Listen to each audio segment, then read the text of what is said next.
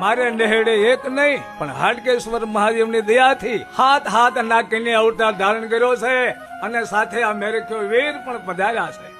એમાં સૌથી નાની ખોડિયાર ઈ પ્રગટ પ્રસાદ ધારે છે. એટલે જ તમારી દીકરીના દર્શન કરવા માટે હું આવ્યો છું મામડિયાજી. ભલે ભલે પધાર્યા બાપુ. બેટા ખોડે અહીંયા આવો. બાપુ આ મારી ખોડી.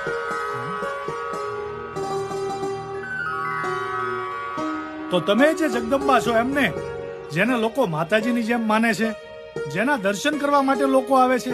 હા બાપુ, આ બધો ભોળાનાથનો પ્રતાપ છે. એમાં આ અમારી દીકરી ખોડીને બધાય માતાજીની જેમ જ માને છે. પણ મામડિયાજી, હું એમ નહીં માનું કે તમારી આ દીકરી સાક્ષાત માતાજી છે. બાપુ એનું કઈ કારણ? મામડિયાજી, તમે તો ચારણ છો.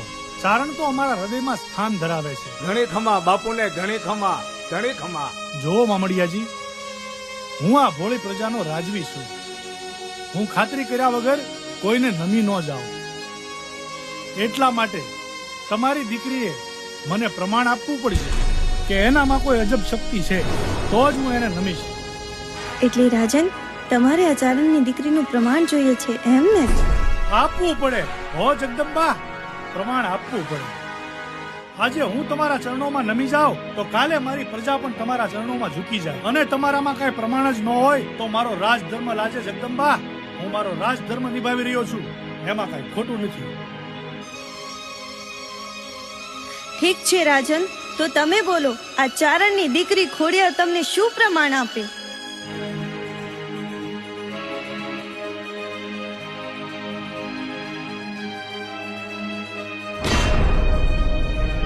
હા જગદંબા, જોવો સામે દેખાય ખાખરાનું ઝાડ.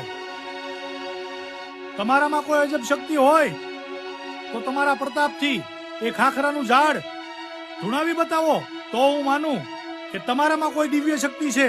તમે જગદંબા પોતે છો અને તમે મામડિયા ચારણના ઘરે અવતાર ધારણ કર્યો છે, તો હું તમારા ચરણોમાં મસ્તક નમાવીશ.